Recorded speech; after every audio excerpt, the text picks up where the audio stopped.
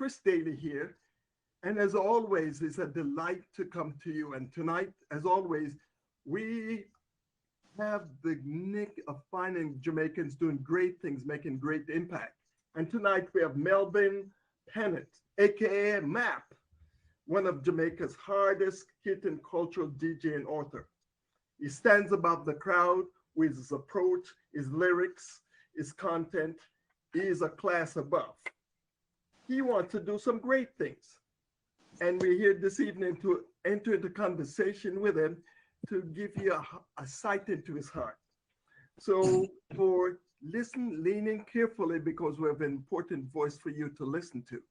So Janice, take it away. Well, thanks, Chris. So, Melvin, welcome. Hey, what's up, girl? How you doing? Chris, respect, yeah. So tell us a little bit about your Jamaican roots. What's to say? Born, raised, grown, love Jamaica, won't leave Jamaica anytime soon. I was born originally in Clarendon. I'm currently living in Kingston, St. Andrew. Okay. I was born in Clarendon, grew up in Clarendon, and both mom and dad are from Clarendon. Everybody from me, basically from Clarendon. So everybody is a Clarendon person. Yep, that sounds good. Clarendonian. So Clarendonian. All right. We have some other greats from Clarendon. Okay. Freddie McGregor, Tootsie Birds. Yes, sir. You know, a whole host. Olaba is in Clarendon, right? No, Olaba is actually in St. Catherine, but it's on the border. Okay, yeah. All right. Who was the biggest influence in your formative years? My grand uncle, still alive, Diego, taught me valuable lessons. My dad too, to some extent. They taught me how to be a man at the age of 9, 10. You know, and I continue to keep those values that was distributed to me by them. So in my early years, I'm one of those guys who were lucky enough or fortunate enough to have two role models that I really look up to. Yeah, especially a male. Yeah. People just don't know how critical it is for a young man to have an influential, positive adult male in their life, you know? None of this other kind of lifestyle. Prominent men, strong black men must be take care of or have some kind of influence in children. What were some of the critical milestones that allowed you to arrive at your current destination? Okay, so as you guys know, I'm an author and a musician. I grew up pretty much with my grandmother as well. You cannot live in Miss Jane, God rest her soul, bless. You cannot live in Miss Jane house and don't go to Sunday school. So that's with most Jamaican households. Actually, that trajectory kind of changed now. You know, a lot of these youngsters don't even go Sunday school again.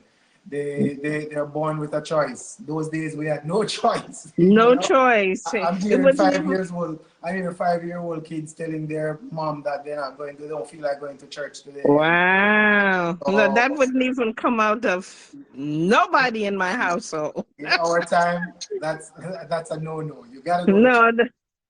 No, I love your book. I must say, it's the timing, the title of the book, In My Time, and the topics that you deal with. It's very contemporary. You know, you talk about so many topics. And what I like about your book is that it's only 200 pages, so it's a quick read, really. You know, and then it's like it touches what it needs to touch, and then moves on to something else. And I think that's because of the era that we live, where we don't have time. So this one is definitely it takes up your time, but it doesn't take. It takes up your time, but it doesn't take up your time. I don't know what else to say. How are you using your craft and talent to further Jamaican possibilities? Okay, so interestingly, I just came back from India in March. I went to do a communications course and a few link ups and some business venture. And I had the opportunity to do a few little short stints of performance there. And Mm-hmm. when I recognized that this thing called music, you know, I knew it was powerful all along because music means come from the Greek word muse, for you to think, to Mm-hmm. penetrate deeply, you know. And I'm in this country, and billions of people, and I'm singing, I'm DJing. They don't know the language that much, but here the people rocking, sing along with me, and Touching, yeah. you know, it just speaks volume. And I'm trying to promote worldwide. Mm-hmm. Jamaica is one of the toughest place to break out as an artist. Why I say that is that the pool is so vast and varied. There are so many Mm-hmm. talented people here, and Yeah. the space is crowded. You know, Mm-hmm. luckily for me, I am not one of the regulars per se. Well, I'm from the old school type of DJing. So I like my thing to remain authentic, and I'm trying now to find new ways of promoting but keep the authenticity. Because like I said, the pool is so clogged So up. vast. Yeah, Yeah. you have to And that's find what, niche markets and ways to right. get around, you know, and that's what we're currently trying to, you know, put the brand Move out there on to some that. more and try new methods of promoting. And that's why you see so many Jamaicans leaving because when you go into the diaspora, you're able to create a niche for yourself. But you also have to go back to Jamaica to kind of refresh your well. I don't know. Yeah, That's the give like a beauty. water, and you That's got to go back to the well to refresh. that's the Well, beauty. That's the beauty of Jamaica. There is yeah, something. Bob Marley have a song that says there's a natural mystic flowing through the air. It is as yes. real as daylight. There's just Mm-hmm. something about this island, this country. When you're here, a lot of even the international artists, you might not see them performing in Jamaica, but they spend a lot of time here. They come here, they record here, and they tour. Mm-hmm. Like the older guys, previous like Burning Spears and stuff like that, before they pass on, they'll tell you you don't see them. Pulse, those guys, they're here. They come here, rejuvenate Mm-hmm. themselves, write, record, but they're on the world scene. Sometimes you don't even hear about them in Jamaica. Sometimes their songs are hardly being played in Jamaica, but they're touring. But they come home to replenish, rejuvenate themselves, and go back out. So there's just this vibe that Jamaica offers that no other country offers when you're a Offers. musician. True, Yeah. true. But when you were in India, I hope you got a chance to experience Bollywood and learn some of those techniques and bring it back here so we can create a jam wood. Actually, Or have there's something in the pipeline. I don't want to give away too much. There's something in the pipeline. I actually started writing a particular song when I was on the plane, a 30 uh-huh. time. But I didn't get to experience Bollywood because I spent most of my time in Delhi, the capital. I, Okay. I I only really connect in Mumbai, so I didn't get to get to Bollywood or stuff. But I'll share some clips with you at a later date where Oh, I nice. experience a little bit of that. Yeah. But So something is what in the pipeline. Yeah, well, that's good. You must always travel and learn. And that's how what do you call it? Ear hustle. You eye Yeah. hustle and ear hustle, and then you can create a little thing for yourself. What are the top three concerns you have about Jamaica's cultural life? Because you did touch on that in the book, and I was like, yeah, this is resonating with me. And I know your audience, and I know the audience, when they read your book, buy it and read it, they're going to appreciate it. So give us a little chips. All right. Unfortunately, we have lost that that level of respect that we once had. Mm-hmm. Like I said, I grew up rural Jamaica, and 9, 10, 11, 12 years old. Before I go to high school, I can remember that You don't pass an adult on the streets without saying good morning or good evening, sir. It was a small Mm-hmm. farming village, mind you, which expanded over a period of time. Many political representatives come from that side and love there. And that level of mannerism was there amongst all the youth. Some of the Mm-hmm. youngsters, if you're out there smoking, when you see an adult, you put that aside. Yeah, Even yeah. the Rastafarians respected churchgoers and Christian believers. They had that level of respect for them. You know, the kids, they don't swear. They don't swear in front of an adult. No, Mm-hmm. that has changed. That has Mm-hmm. drastically.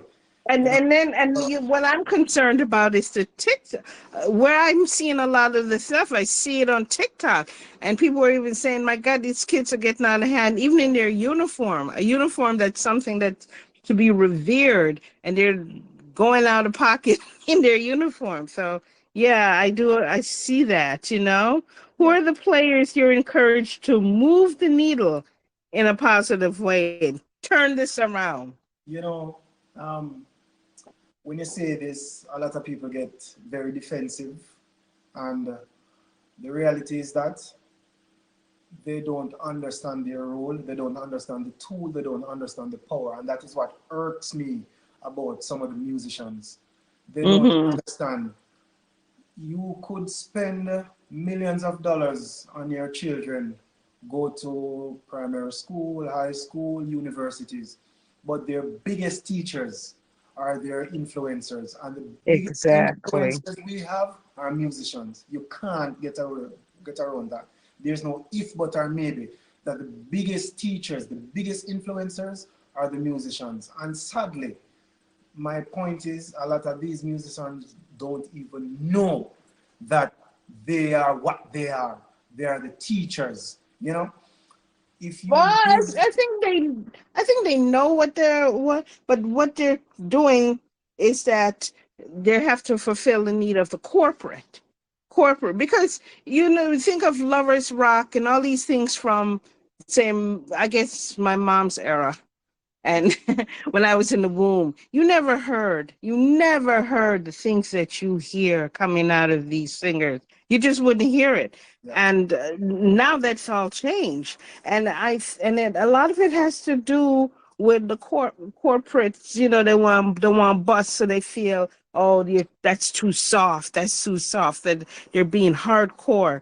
And you see that not just with reggae music, but you see that with rap too. Because a mhm. lot of people don't realize that rap music really came out in the 70s, 80s. You never heard that. You heard Black Man Lift Yourself Up, Yeah. or You're an African Queen, I Respect You. But But I'm now gonna it's tell you something. bitch ho, Molly, and all them things. And what's frightening to me is that, when you juxtapose that to, say, dance hall, a lot of the slackness is coming in dancehall. Not so much reggae, but definitely dancehall. Or do you feel differently about that? All right. A little bit. There's a little bit of truth in what you're saying, or revelation in a sense, but it happened back then. Let me tell you what happened. The musicians back then were very creative. Like, for instance, the Trinidadian music, you have calypso and you have soca. Mm-hmm. Calypso and soca is the same thing. They're talking about sex, but they were a little bit more creative with it. Lord Sparrows and Yes, Byron Lee and the Dragonets, they were a little bit more more double creative. entendre. Right, so they weren't so the innuendos, little sexual innuendos was always in the music, was always there. So back to reggae and dancehall now. It was always there. I don't want to wait in vain. From a little cottage in the grill, I write these lines to you. So it was always there, those little innuendos and sex, but now the challenge is now it is so raw and blatant, and nobody has no respect. And one of the biggest challenge we're having is that back then you used to have men as radio disc jocks. Men. And I'm not Mm-hmm. talking in terms of age. I am talking in terms of morality. and standard. And Yeah. standard. You used to have men. Now, I'm mostly boy up on radio. So what happened is that they're editing and they're taking their time. So the artists go as raw as possible. And these guys are trying to bring it in mainstream.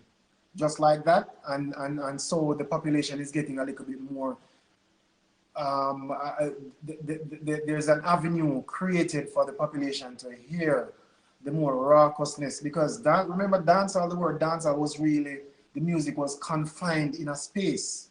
Yeah, it was confined in the dance hall, right? That's how you get dancehall music. So the rawness and the explicitness of the lyrics was always there, but it was confined. The challenge, they bring that into mainstream, and they don't, when they bring it into mainstream, they don't come with the wittiness, the ways and means of kind of, you know, cloaking the language. They just come out raw with it. And then the proponents, the disc jocks, the radio disc jocks, the announcers, they are bringing it as it is, with a little beep and a little mute and stuff like that, but people already know. And then now it's just flooded the airwaves. It's just flooded. It's just flooded the streets. If you pass 10 shops, you hear the music blaring. So it's now pretty much accepted. So children going to school, they pass the bar. Yeah, they just internalize it and they don't even know. But what can the average person do to lend to a more positive Jamaica? What can the average person do? Because you pointed out these things in your book, and I'm just saying, you know, we've touched on the music part. What do you think we could do? Start respecting themselves again. I don't think it's beyond us to start respecting ourselves, because you see, if you respect yourself, then you're going to start respecting others, and you're going to start thinking about what you're teaching. You're going to start thinking about your legacy. Let me show you. Let me find. I can't leave the music because it's the roots. Back to the music. In the 90s, you have 50 DJs. Today, you have 1,000 DJs. And every day you hear a new artist, and then 2-3 months after, you don't hear them again. Right now, in New York or some other places, I've never been to London, so I can't speak for London, but in New York, there are some places in Atlanta. When these guys are promoting a show, it is still the 90s dancehall I hear playing. Hardly, when I travel, I hardly hear some of these new artists. I'm still hearing the Beanie Mans. I'm still hearing the Bounty Killers. I'm still hearing the Frisco Kids. I'm still hearing the Dukes Ranks. You understand? Because the music, lewdness was there, but it was more controlled, and they are still the ones that have the bigger market listening, the bigger market share out there. That's why these guys are still touring. That's why a lot of the 90s dancehall artists are still touring. Today, 5 artists rise up, and out of the 5 artists this week, you probably hear about 2 in another 2 months, and then 1 will survive and continue throughout. You know? So it's interesting you talk about they're still from touring. You know, what would you say to the Jamaican diaspora? Maybe, I mean, I that's not necessarily the case, but maybe it's because from that era. Say for me, the music I prefer to listen to, it's the stuff that I was listening to when I was in high school or college, you know? And I mean, and which is the Beanie Man era. So I'm not saying that the other groups don't have a chance, but if I'm going to turn on my radio, it's kind of clicked to the 90s era. You see what I'm saying? Well, what would you what do you say to the diaspora, the Jamaicans in the diaspora? Listen to the old school or try something new? No, nothing is wrong with newness. There's the things are renewed every day. But you see, the challenge that they're probably having is they're faced with quantity over quality, and it should be the vice versa. It should be quality over quantity.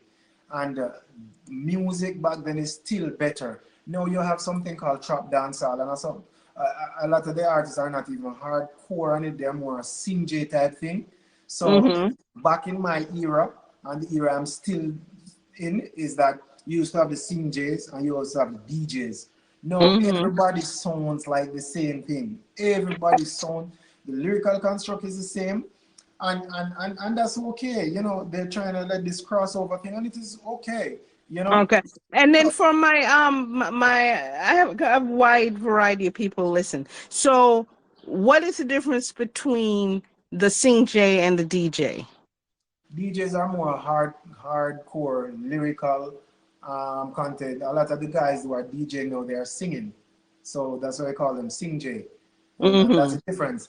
I don't sing. I'm not blessed to sing. I don't have that nice melodic But voice, you know. you are blessed to have a wonderful book that just that's brought my attention to you. So you're blessed in that, in Yeah, man. No, no, your I writing understand. skills. Yeah, I Yeah. understand. So what I'm saying is that for me, like I'm just penning this song the other day because somebody did something to me, and I was never one of those DJs to be, you know, the lyrical confrontation kind of thing. I've always Mm-hmm. shied away from that. Clash. They You call know, it clash. yeah, yeah, and nothing is wrong with that. You know, Busta Rhymes and Jay-Z clashed in their formative Mm-hmm. years. You understand? Mm-hmm. And then they both became pioneers. You know, and Busta Rhymes have Jamaican roots, by the way. You know, Yeah, I know. they're Yeah. from Jamaica, all right? You know, Yeah. so nothing is wrong with clashing because that's a part of the culture. That's a part of, you know, we we Prince and Michael Jackson used to clash in their own their own. Unique way. So Yeah. it does a lot of marketing. It does great for your marketing, you know. So nothing is wrong Mm-hmm. with that. Where it goes south or sour is when it becomes disrespectful. Like when Admiral Bailey, Tiger, and Papa San were clashing at Sting and Jam World back then, people were DJing and lyrics was flowing to and fro. Even with the late Merciless, when he pretty much done Bounty Killer, Beanie Man, and Ninja Man all in one night. I mean, I love Bounty. Bounty, I'm a DJ, but the truth is the truth. Yeah, yeah, yeah. In He did done all Merciless. three major top artists in one night. DJ, get them time, talk, sing, DJ, and stuff. Now, Clash now is almost like a war, literally fist throwing on stage, you know, and that is Uh, destroying the that, music, and you don't recognize that, you know. So, yeah. so yeah, but we straight from the original question, which is, you know, the singers and DJs, but DJs are more hardcore hitting, uh, Mm-hmm. and singers are more melodic and singing and stuff. Yeah. Being such a Renaissance man, what do we expect from you in the near future? You've got this wonderful book that we definitely want everyone to purchase. So what do we expect from you? Okay, so I'm working. I did a short story, and entered Mm-hmm. it 2 years ago in JCDC writing competition. I won a merit award. I am currently working on the book format now, so Mm-hmm. that should be out before probably before October. I'm working on releasing it before October. It's Mm-hmm. called Jizoba and the Baby's Quest, talking about two runaway slaves. So What's again, it? connect to Jamaican roots, two runaway Uh-huh. slaves, you know, from the Well, plantation. we'll have to invite you back to talk about that once that's in its when you're Once it's done with the published. creative process. Yeah. So complete this statement. Jamaica will be better in 5 years because Because I exist and I will continue to teach and help my people to govern themselves. Because the challenge is we have lost government, and government means self-governance, you know. Back in the days, you know, when God said, Adam, take charge and multiply, you know, if Adam just stayed connected to the truth and the roots, you know, and govern rather than acquiesce to another being that was in the garden, you know, then we wouldn't be having so much problem. So if we take self-control, because that's what self-governance really is, self-control. If I can control myself not to disrespect you, if I can control my tongue You know, small part of the body, but massive in terms of direction and instruction. You know, if I can respect you, if I can have self-control, then I can go further and I can enhance you by me being in control of myself. And that's one of the Yes. challenge. A lot of people don't have self-control. So if we can get that back into our people, self-control, self-respect, self-motivation, you know, then we'll get there. We'll definitely get there. There's hope. So how can folks appreciate your music and your influence, especially with this book, In My Time? You chose that title because it's definitely relevant to the topics you hit on. It's definitely relevant. Yes. Yeah. And the title says it's all in my time. So I Mm-hmm. pretty much write about what I have seen, what I have experienced, my travel, Mm-hmm. you know, my cultural exchanges here and there, you know. In fact, I did it a little different when I went to India the other day. I'll be going to China soon too. Wow. India, I did a video blog instead of a written instead of a written thing. I actually did a little documentary. I'm going to share it with you as well. Yeah, Nice. and I did that.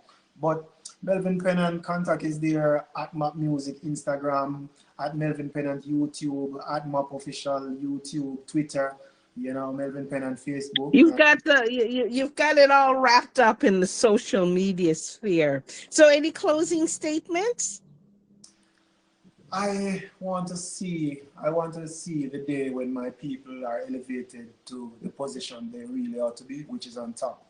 Because Jamaicans top the world in music, we top the world in sports, we top the world in culture, you know. And And yes, we're very creative. And you said that you've never been to the UK, but I can tell you, when you go there in the Black community, well, the Caribbean, because the two prominent groups, it's in terms of Black people, are the Africans and the Caribbeans. And when it comes down to the Caribbean, Jamaica all the way. Trust me, I'm telling you. yeah, You know, they even have some social media, like how you do the vlogger thing. yes, People point those things out and it blows you away. yeah, So we really appreciate you spending time with us. yeah, um, yeah, Folks, this book is relevant. It's a quick read. It tells you about it hits the bullet points of where Jamaica is, where it should go, and you'll be, if you're a fast reader, it'll take you within a week. If you're a quick reader, it'll take you less than 5 days. Trust me when I tell you that. Okay, so to learn more about Jamaican Diaspora, visit JamaicanDiaspora.com. To learn more about Chris Daley, visit ChrisDaley360.com. Melvin Pennant is on all the social media things, YouTube, Twitter, Facebook. You can't go wrong. Melvin, thank you so much for big up, spending Jen, some time with us.